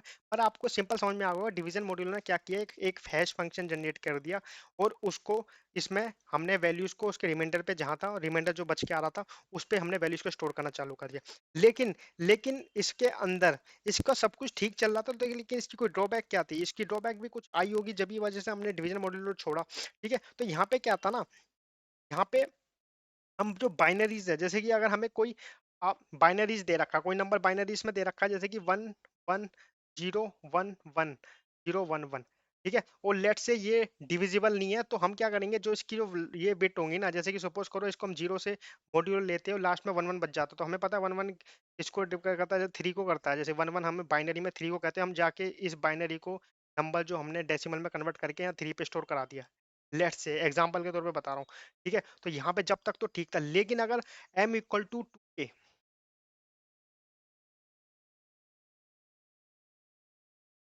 ठीक है, तो हमें क्या करना है, इससे कोलिजन बहुत ज्यादा बढ़ सकता है, क्योंकि अगर सारे नंबर डिवाइड होने लग गए तो इससे बहुत ज्यादा दिक्कत हो जाएगी। क्योंकि अगर जैसे कि हमने यहाँ पे एक बहुत छोटा सा केस लिया, परसेंट m इक्वल टू 10 लिया, पर हम m इक्वल टू 10 लेंगे तो बहुत ज्यादा कोलिजन हो सकता है, यानी कि बहुत सारी वैल्यूज 1000 पे आ सकती है। तो हमने इसको करने के लिए ये इसकी वो है कि हम जो भी वैल्यू लेना m की, जो भी हम वैल्यू ले m की, वो प्राइम नंबर में ले। तो ये हर चीज हर केस में पॉसिबल नहीं है, क्योंकि प्राइम नंबर किसी से डिवाइड नहीं होता, तो उसका हमेशा जो रिमाइंडर कुछ ना कुछ बचेगा, ठीक है। मैक्सिमम टाइम पे जीरो नहीं बचेगा, क्योंकि 10 के चांसेस है कि डिविजिबल हो जाए हर नंबर, ठीक है। तो उसमें सिर्फ हम पे केसेस बनेंगे बहुत कम, तो इस वजह से हमने m के अंदर यहाँ फिक्स कर दिया कि प्राइम नंबर होना चाहिए। पर लेकिन ये हमारे हाथ में नहीं है कि प्राइम नंबर कैसे हो, क्योंकि हमने टेबल फिक्स कर दिया पहले से ही। तो अब हम m की वैल्यू प्राइम नंबर फिक्स करेंगे। तो इससे अच्छा हमने कहा कि चलो फिर दूसरा मेथड को यूज करते हैं। तो ये इसकी ड्रॉबैक थी कि अगर डोंट टेक, मैं यहाँ पे लिख देता हूँ ड्रॉबैक के अंदर अगले पेज पे। तो इसकी जो ड्रॉबैक थी वो थी,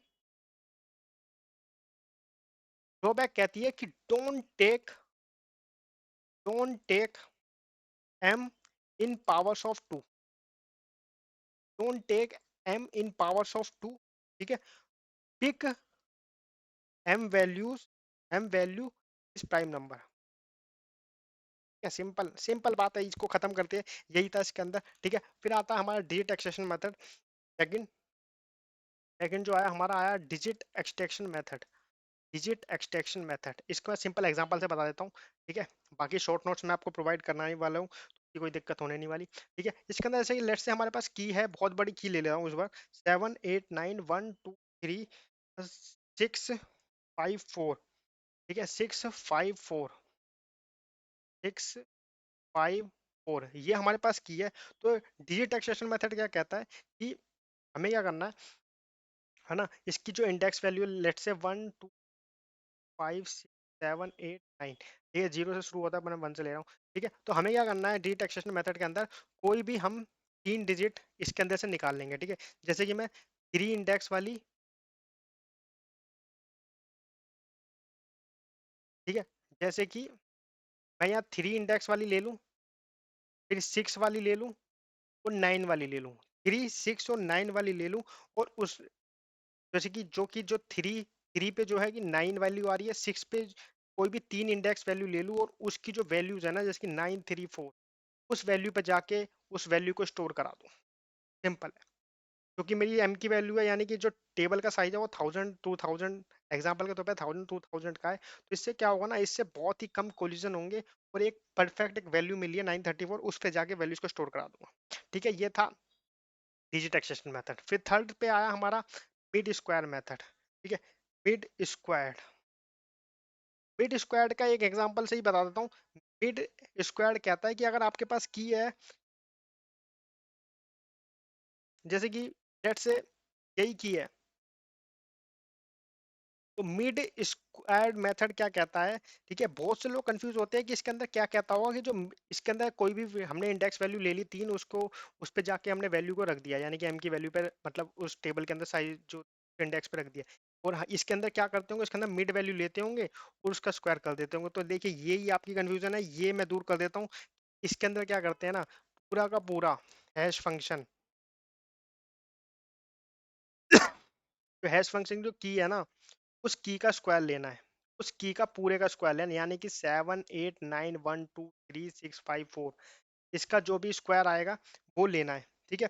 फिर उसके स्क्वायर लेने के बाद, जैसे कि एग्जांपल के तौर पे इसका मैंने स्क्वायर लिया, इसका जो आंसर आ रहा है वो 2080 454545 आया एग्जांपल के तौर पे, ठीक है। तो मुझे क्या करना है, मुझे इसकी मिड, यानी कि 208 45, एक तो 3, ठीक है, मैंने एक्स्ट्रा ले लिया, ठीक है।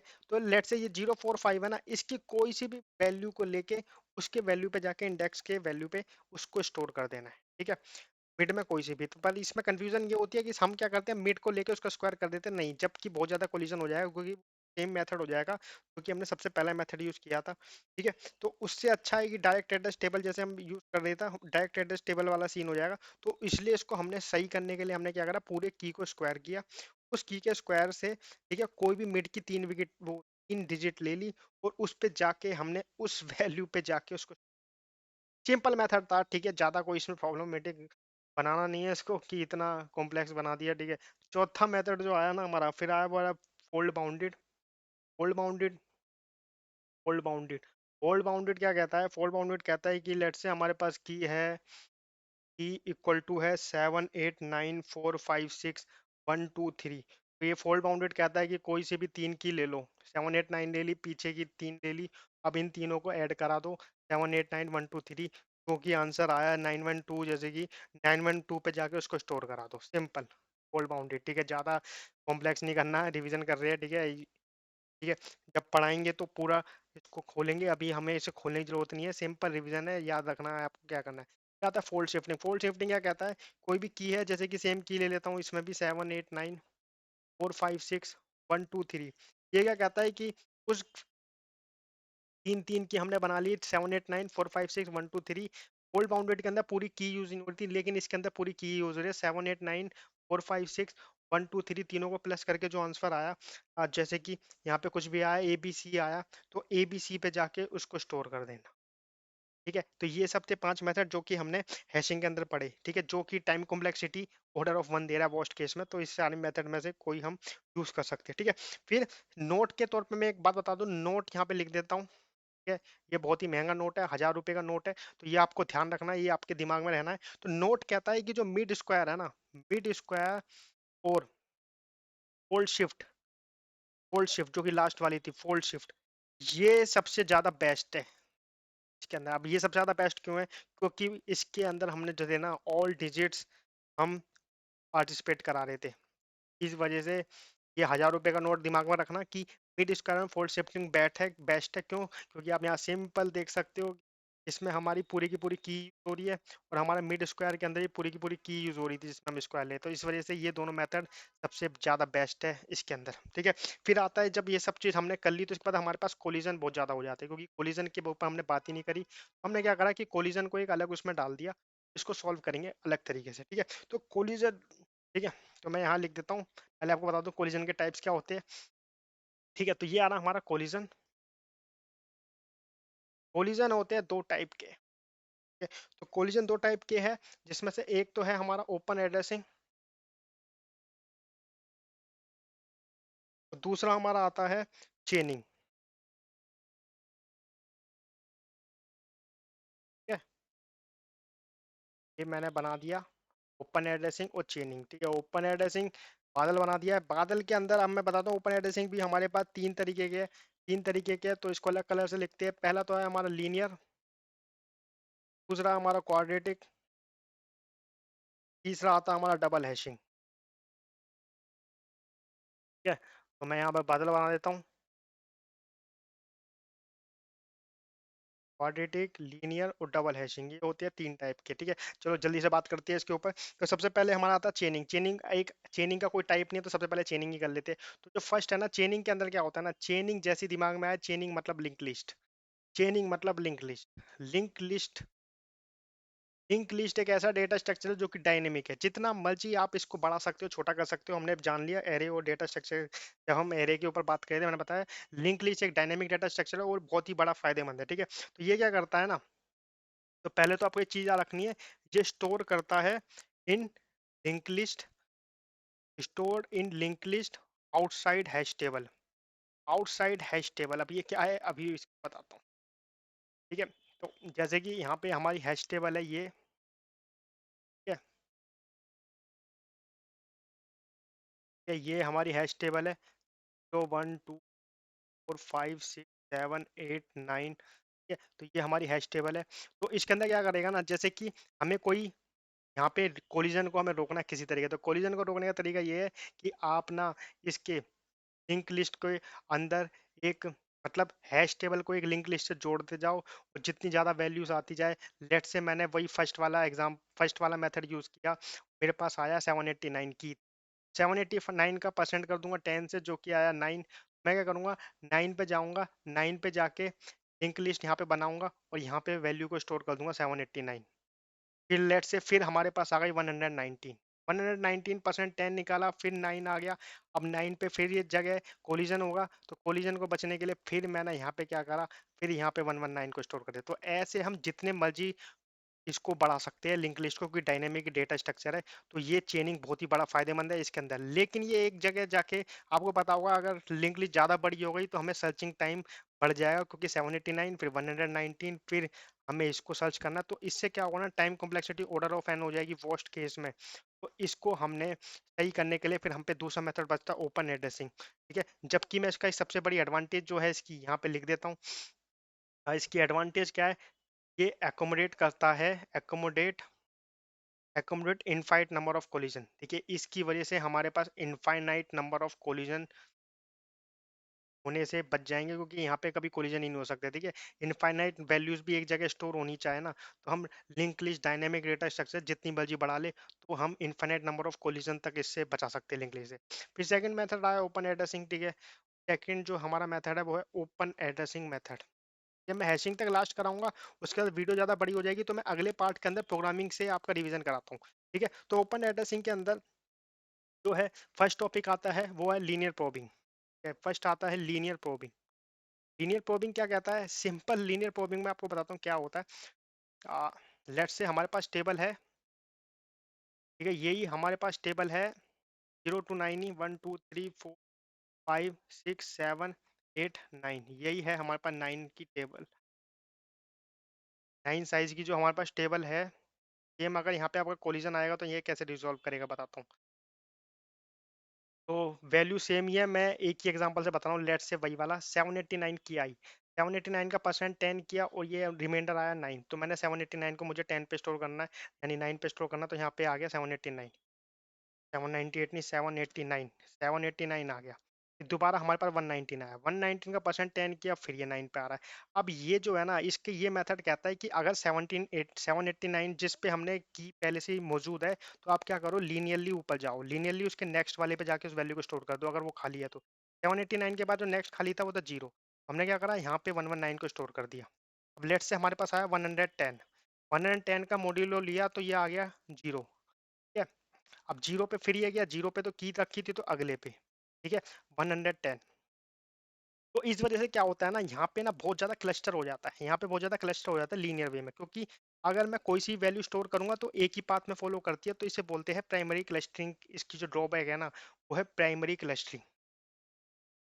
प्राइमरी क्लस्टरिंग इसकी मेजर ड्रॉबैक है, क्योंकि हम क्या है ना, एक ही पाथ फॉलो कर रहे हैं, एक ही पाथ में चल रहे हैं, इस वजह से लीनियर प्रोबिंग ये बहुत ही ज़्यादा इसका ड्रॉबैक है। ठीक है, और मैं इसके अंदर फंक्शन बता देता हूँ, सेम ये वाला फंक्शन नहीं होगा, मैंने इसके अंदर दो फंक्शन यूज़ करते हैं लीनियर प्रोबिंग के अंदर। जैसे कि लीनियर प्रोबिंग ए आई है, यहाँ पे एक हमने एक हैश फंक्शन का लिया और प्लस आई करते गए।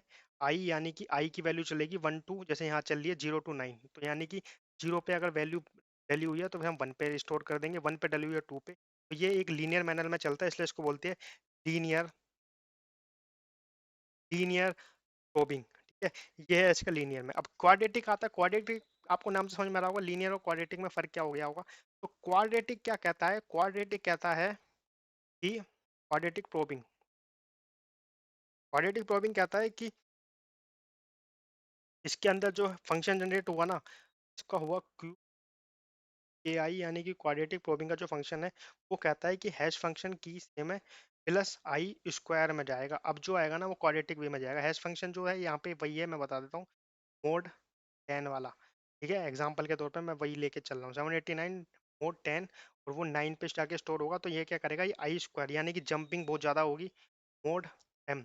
यहाँ पे आई की वैल्यू क्या होगी, जैसे सपोज करो 0 आई, आई की वैल्यू 0 आई, तो पहले पे तो 0 पे आई। ठीक है, 789 चेक किया उसने। ठीक है, फिर आई की वैल्यू आई 1, 1 का स्क्वायर, 2 का स्क्वायर, 3 का स्क्वायर, ऐसे तो बहुत ज़्यादा जंप होगी इसके अंदर। एग्जाम्पल, ये हमारे पास टेबल, ये हमारे पास है हैश टेबल। ठीक है, यहाँ पे जो होगा ना 3 4 5 6 7 8, यह 9, या 789 आया मोड 10, तो यहाँ 789 पे स्टोर हो गया। ठीक है, फिर हमारे पास आया 119, 109 का परसेंट 10 किया, ये आया फिर से 9 पे। अब 9 पे वैल्यू रखी थी, तो इसने क्या करा है, पहले आई इक्वल टू जीरो का स्क्वायर, फिर वन का स्क्वायर, वन का स्क्वायर आया 789 इंटू प्लस वन का स्क्वायर, यानी 789 का प्लस वन का स्क्वायर, यानी कि ऐसे वैल्यू जाती रहेगी। ठीक है, तो यहाँ पे जो यहाँ पे जो वैल्यू जाएगी ना, वो ऐसे करके जाएगी ये, कि उसमें लीनियर मैनर में चल रही थी, यहाँ पे जंप ऐसे लगेगी। ठीक है, फिर ऐसे लगी, फिर वापस से आई, लेट से यहाँ पे, फिर यहाँ पे, तो यहाँ पे जो जंप लग रही है ना, वो बहुत ज्यादा क्वाड्रेटिक वे में लग रही है, इस वजह से इसका नाम है क्वाड्रेटिक वे। लेकिन इसके अंदर क्या होता है, उसके अंदर प्राइमरी क्लस्टरिंग की तो प्रॉब्लम हमने दूर कर दी, लेकिन यहाँ पे एक मेजर प्रॉब्लम आ चुकी है, वो है सेकेंडरी क्लस्टरिंग की। अभी बताऊंगा क्यों सेकेंडरी क्लस्टरिंग क्या होता है, अभी आप उसकी तो मैं बताता हूँ, रुको एक मिनट। ये सेकेंडरी क्लस्टरिंग की प्रॉब्लम हमने क्वाड्रेटिक में देखी। ठीक है, थर्ड आता है हमारे पास, तो थर्ड था वो है, थर्ड है हमारे पास डबल हैशिंग। ठीक है, डबल हैशिंग क्या कहता है, डबल हैशिंग ने क्या करा, डबल हैशिंग ने कहा कि फंक्शन ही दो जनरेट कर दे तो कैसा रहेगा। दो फंक्शन जनरेट करने का मतलब है कि एच फंक्शन वन ये लिया, फिर दूसरा फंक्शन लिया एच फंक्शन टू। ठीक है, दो अलग अलग फंक्शन हो सकते हैं। लेट्स से इसके अंदर हम 10 से डिवाइड कर रहे हैं, इसमें हम 8 से मॉड्यूलो ले रहे हैं। ठीक है, तो उस पूरे का क्या करना है, उस पूरे का कर दिया मोड एम। तो इसमें क्या होगा, इसमें कभी भी सेम पाथ फॉलो नहीं होगा, हमेशा डिफरेंट पाथ फॉलो होने वाला है। ठीक है, और मैं यहाँ पे एग्जांपल के तौर पे यहाँ पे बता देता हूँ, हैश फंक्शन वन तो है, वो तो है हमें के, हैश फंक्शन वन जो है लेट से वो है के मोड एम, और हैश फंक्शन टू जो है वो है वन प्लस के मोड एम माइनस टू, या कुछ भी हो सकता है। यहाँ पे मैंने दो फंक्शन ले लिए, दो फंक्शन हम अब जब मूव करेंगे ना, वो डबल हैशिंग, डबल हैशिंग यही है। तो डबल हैशिंग की एडवांटेज ये है, ना तो इसमें प्राइमरी क्लस्टरिंग है, no primary and secondary clustering.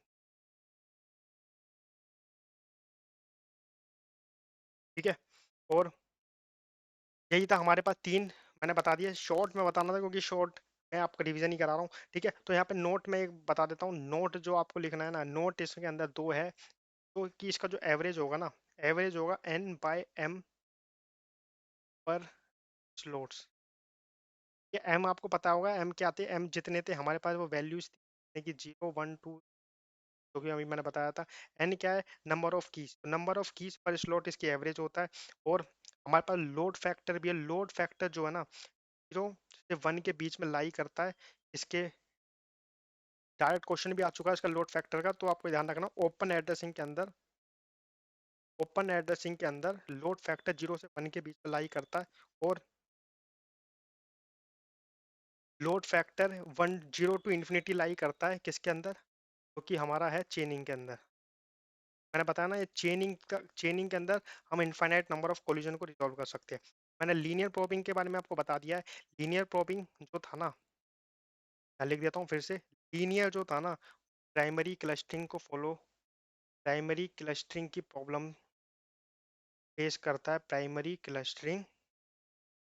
Primary clustering क्या होता है, यहाँ पे लिख देता हूँ, प्राइमरी क्लस्टरिंग क्या करता है, फॉलोज सेम पाथ, या पाथ जो था ना सेम कर रहा था, कोई लीनियरली मूव कर रहा था। ठीक है, अगर वैल्यू ऊपर में नहीं थी तो फिर अगले में, अगले में, अगले में, इस वजह से। ठीक है, तो follow same path and average search time, average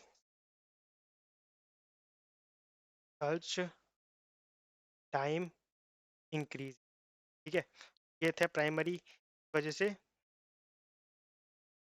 ठीक है, ये हो गया। फिर जो था हमारा सेकंड, कौन सा था, सेकंड था हमारा क्वाड्रेटिक। क्वाड्रेटिक के अंदर जो मेजर प्रॉब्लम थी, वो थी सेकेंडरी क्लस्टरिंग की। ठीक है, सेकेंडरी क्लस्टरिंग, क्वाड्रेटिक के अंदर जो प्रॉब्लम थी वो थी सेकेंडरी क्लस्टरिंग। और मैं यहाँ पे लिख देता हूँ सेकेंडरी क्लस्टरिंग क्या होता है, if two contain same initial value, मतलब इनिशियल वैल्यू सेम थी।